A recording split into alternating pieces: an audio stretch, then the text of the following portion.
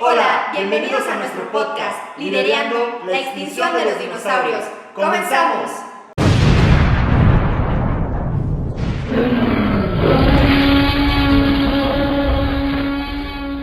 Bienvenidos amigos a nuestra primera edición de nuestro podcast, Liderando la extinción de los dinosaurios. Estamos muy contentos, yo soy Ricardo Gali y... Yo soy Natalia Suárez del Real. El día de hoy tenemos a un invitado sumamente especial, el doctor Fernando Manzanilla Prieto, que bueno, pues vamos ahorita a dar arranque a este primer capítulo con temas muy importantes como es el liderazgo. Y pues a lo largo de estas semanas vamos a estar sacando todos los miércoles un capítulo de este podcast donde vamos a tratar temas de política, temas de liderazgo, de emprendimiento social, asuntos relevantes que le interese a la juventud para que se empiece a empapar más en la política. Fernando, pues muchas gracias por aceptar ser nuestro padrino en este podcast. Gracias. Para nosotros es un honor pues, que tú seas el primer entrevistado. Pero platícanos, ¿quién es Fernando Manzanilla? Para que los que escuchen nuestro podcast sepan quién es nuestro invitado. Bueno, primero yo tengo una pregunta, es liderando la extinción de los dinosaurios. De los dinosaurios, correcto. Entiendo que aquí el dinosaurio soy yo. Pues digo, no son por alusiones personales, pero bueno, supongo que se trata de esa sería la idea o no. La idea es acercar a los jóvenes al tema de la política, porque hay un tema muy sonado que es esa parte de que los políticos siempre son los mismos, y nosotros lo que queremos hacer es pues tener este acercamiento para pues romper con ese mito de que tenemos que jubilar a todos los políticos que ya están y poder generar esa alianza entre experiencia y juventud, porque es necesario reconocer lo que se ha hecho bien, claro, y por supuesto ir empujando como nuevas generaciones. No, yo lo decía porque creo que al final el tema de los dinosaurios, no digo es en plan de broma, ¿no? Tiene que ver más con un tema de mentalidad. Claro. ¿no? Y yo creo que hay jóvenes viejos, hay viejos jóvenes, hay de todo, ¿no? Claro. Y yo creo que en el caso particular de Puebla, o en el caso particular de México, estamos en el fin de una época. En el fin de una época que duró a lo mejor cerca de 100 años. Los estados, los países, las regiones tienen una vida como tiene un ser humano, biológica, y más o menos en el caso de México son vidas, y estimado que duran cerca de 100 años, por eso en México primero tuvimos la independencia, luego tuvimos la revolución y luego tenemos este tercer periodo, más o menos con 100 años de diferencia. Y en esos procesos yo creo que estamos atestiguando el fin de una época, el fin de un régimen. Yo he dicho, está muriendo un régimen, lo cual puede ser algo muy triste, pero también es algo que puede generar mucha esperanza, o sea, porque toda muerte implica también la posibilidad de renacer.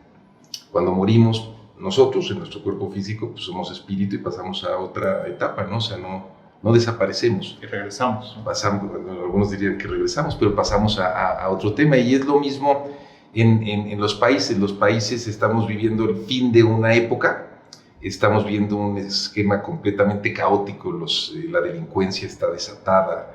Ahí vemos muchas cosas que nos generan esta impresión de caos, pero también es la posibilidad de construir lo nuevo. Y creo que en los próximos años y décadas, y creo que a los aquí presentes y particularmente a ustedes les va a tocar vivirlo mucho, van a ser épocas de la construcción de lo nuevo. Y creo que no hay nada más bonito en la vida que ser parte de la construcción de algo nuevo, de algo diferente. Y en eso estamos. Y en eso los jóvenes tienen un papel, porque creo que parte de lo que se vive en un cambio de régimen es que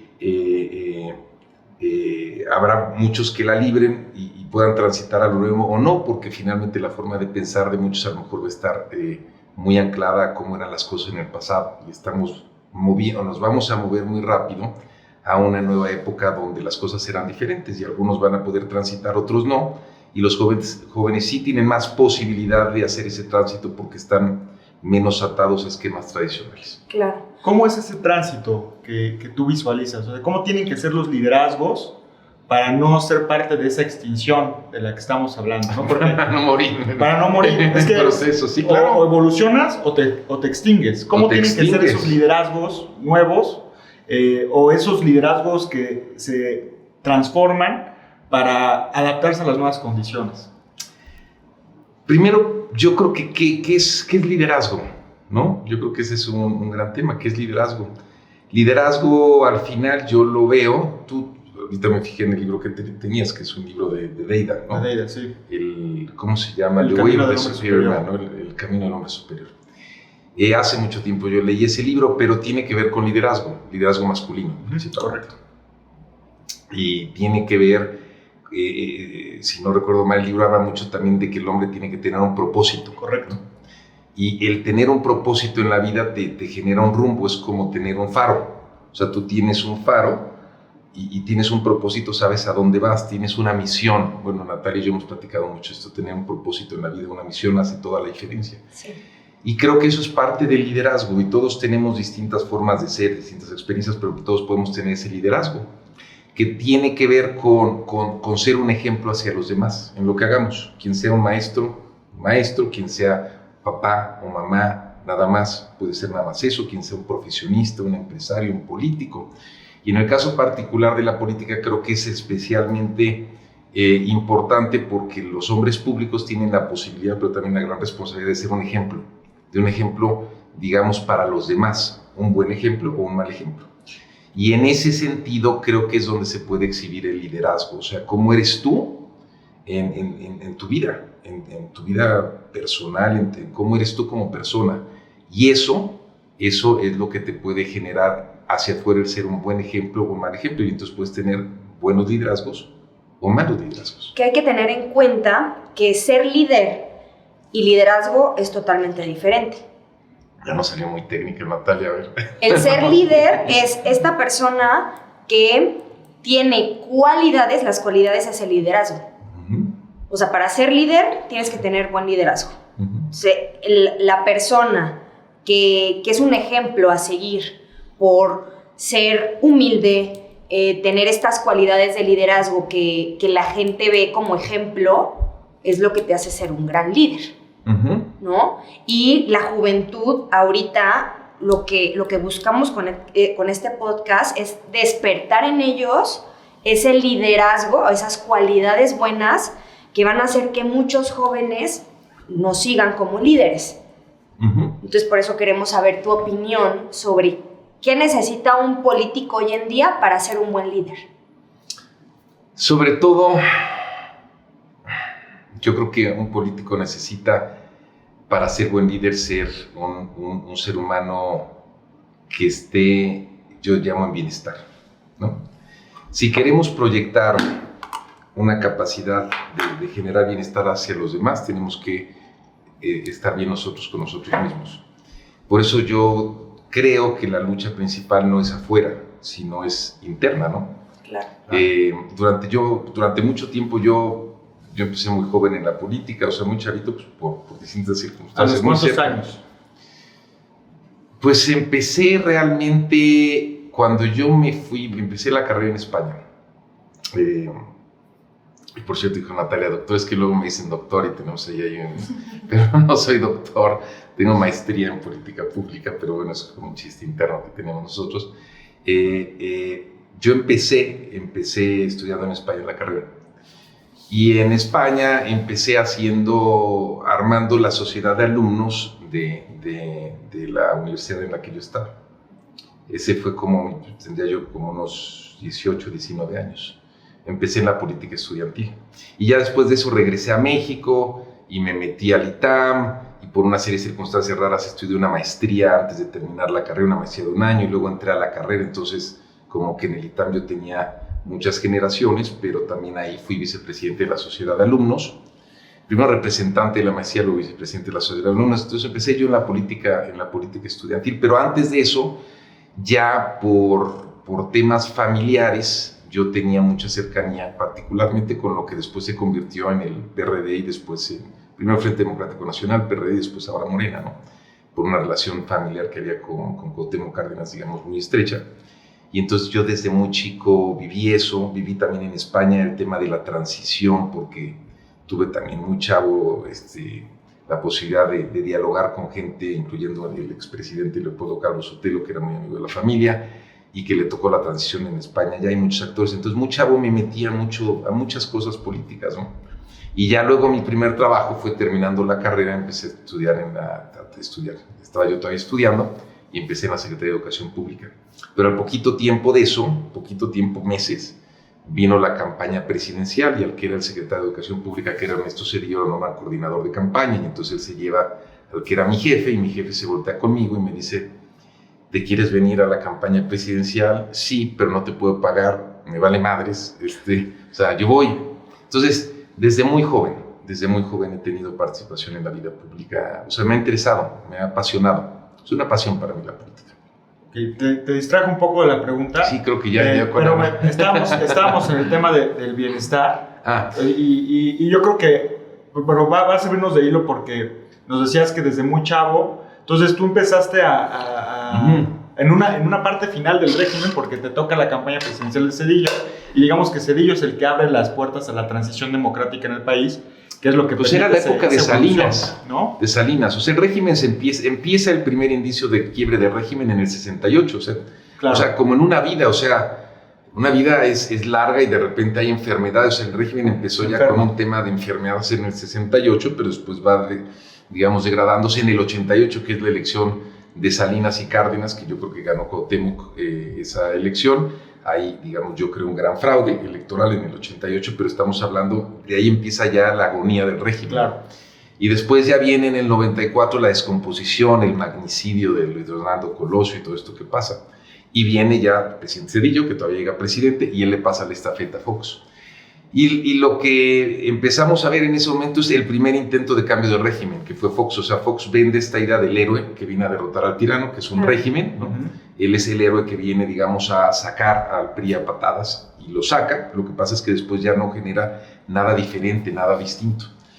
Después de eso, lo que sucede es el siguiente intento, es ahora con el presidente López Obrador.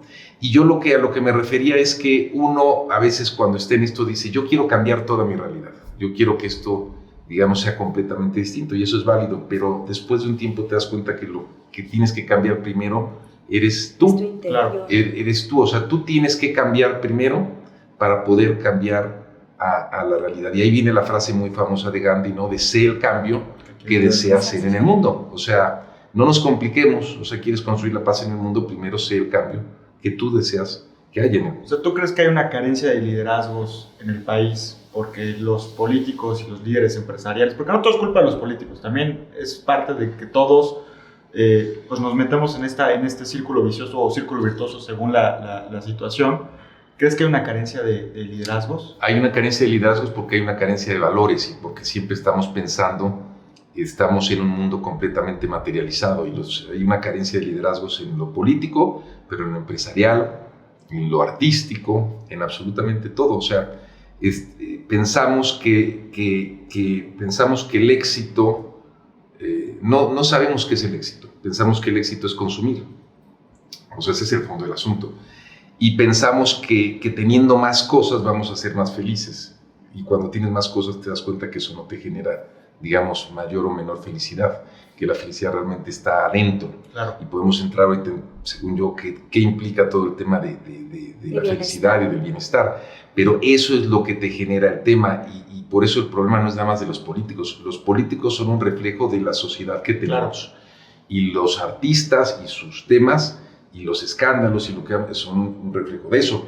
Y el narco es un reflejo de una sociedad enferma. O sea, ese es el problema. Hasta que no cambiemos la conciencia de la gente, una revolución de las conciencias, como decía el presidente López Obrador, o como diría cualquier, digamos, líder espiritual, digamos, de un país, de una región, de un estado, hasta que no cambies la conciencia de la gente, no vamos a poder mejorar como sociedad. Ahí está el gran reto de construir un nuevo régimen político, porque el régimen político que tenemos no es producto de los políticos, es producto de la sociedad.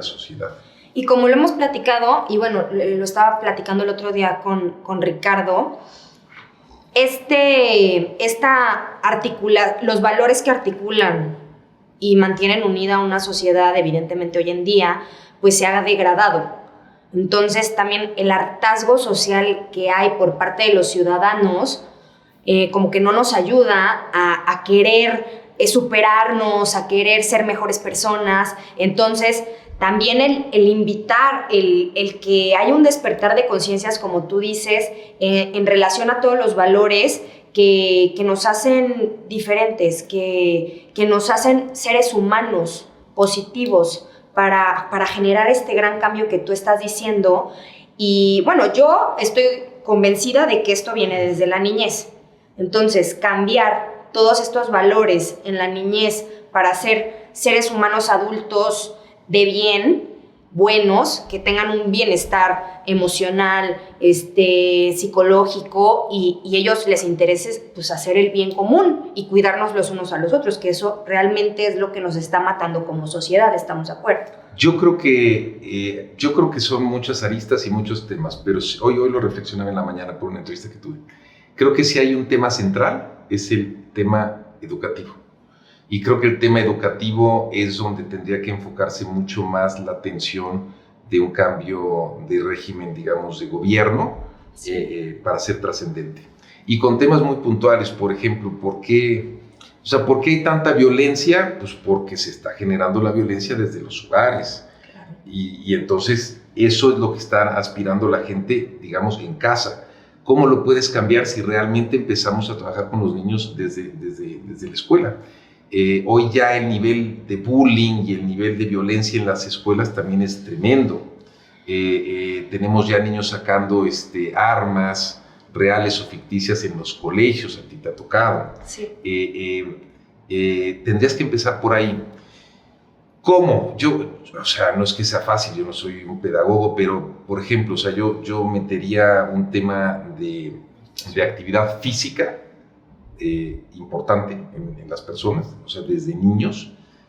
Todos llevamos, a mí me tocó esa materia de educación física, pero algo serio.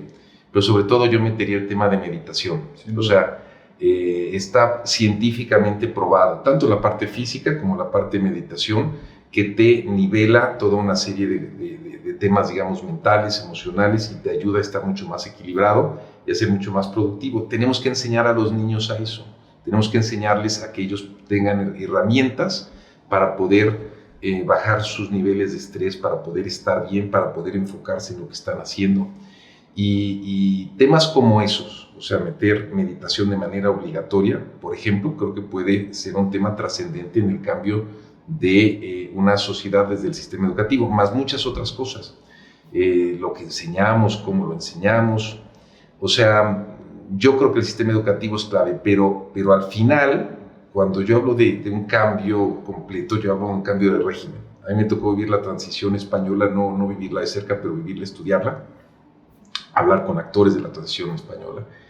Muy distinta al caso mexicano, pero ellos pasaron de un régimen autoritario, digamos una dictadura, a un régimen democrático.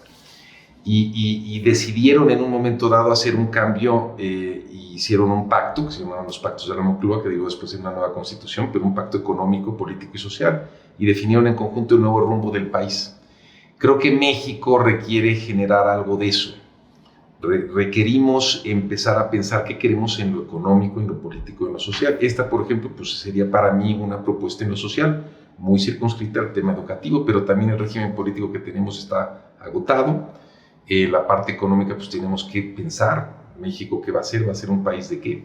¿Vamos a ser un país maquilador? ¿Vamos a ser un país de alta tecnología? ¿Vamos a ser un país qué? ¿Qué vamos a hacer? Y eso es parte de lo que tenemos que empezar nosotros a discutir como sociedad, creo yo. Claro. Pues sin duda creo que hay muchísimos temas. Sí, ya me comí todo el tiempo, creo, perdón. No, está excelente. La verdad es que creo que es importante que podamos llevarnos este mensaje, ¿no? Que hoy sí se requiere un pacto para reconciliar el país. Yo soy fan de los temas de autoconocimiento. Hemos platicado en ocasiones, ¿no? Incluso el propio Jacobo Grinberg, que traía su escuela de meditación y que él había probado, ¿no? Cómo los niños maximizaban su aprendizaje a través de diferentes técnicas, incluso comprobó la visión extraocular, es decir, poder leer sin tener Sí. que utilizar nuestro aparato Está ocular. probado, Está comprobado. Entonces, si nosotros podemos y hacemos un movimiento hacia esa corriente, pues podemos empezar a ver los cambios a lo mejor en 10 o 15 años, pero el tema es tomar la decisión, porque lo que sembramos ahorita, los resultados no los vamos a ver a lo mejor nosotros, ¿no? Los va a ver Nuestros hijos hijos o nuestros nietos, pero lo importante es que sí definamos ese curso y que políticos que tienen una mentalidad abierta a esta nueva concepción de lo que requiere el mundo para hacer un lugar mejor, donde nadie pase hambre, donde nadie tenga que vivir los estragos de la violencia, o que sean los menos los que vivan los estragos de la violencia, pues es lo que necesitamos. Y pues estamos muy agradecidos, mi querido Fernando. Yo no te digo doctor porque yo no soy parte del chiste local, pero la verdad es que es una persona muy capaz, muy Sí. preparada y pues que ojalá podamos tenerte nuevamente en este podcast. Muchas gracias a todos por sintonizar este podcast y nos vemos la próxima semana. Un último mensaje que quisieras mandar a nuestros oyentes, querido Fer. Sí, quizá el tema central, y creo que quien mejor lo describe es Tony Robbins, que en esa parte he encontrado que es el más capacitado, experimentado. Todas las batallas se ganan primero en la mente. Y él dice 80% de un tema es mental y 20% después es estrategia. O sea, cuando tú tomas una decisión tienes que tener ya un tema mental muy, muy enfocado y después 20% restantes qué es lo que vas a hacer. Y creo que como sociedad gran parte del liderazgo está en decidir, en decidir lo que sea. Si tú decides que vas a ser un funcionario público, un político, que decidas y sea una determinación. Si tú decides que vas a ser un maestro o una mamá o un profesionista, que esa sea una decisión. Y ya una vez tomada esa decisión, ya los cómo los vas a ir encontrando. Y creo que como país eso es parte de lo que todavía no hemos hecho. O sea, no hemos decidido, no hemos tomado una decisión colectiva de que seamos un país chingón. No hemos tomado una decisión colectiva de ser un país que explote realmente su potencial. Eso no ha sucedido. Creo que cuando decidamos, ya tendremos una parte importante de la batalla hecha. Y eso es lo que tú decías hace un rato, de generar un esquema, digamos, de unidad. Yo creo que tiene que ser de unidad para que sea de fortaleza, de una visión en conjunto, y después ya se vendrán las estrategias, cómo le vamos a hacer para ejecutar aquello que hayamos decidido. Pero primero tenemos que decidir, y esa es parte, yo creo que, del proceso en el que estamos. Genial. Pues muchísimas gracias, Fernando. Muchas gracias, Natalia. Gracias. Nos vemos en nuestro próximo capítulo de Liderando la extinción de los dinosaurios. Cómo cambiar la mentalidad del colectivo para lograr un mejor país y una mejor Puebla. Gracias. Gracias. Gracias. Lidering no se hace responsable de las opiniones expresadas en este podcast.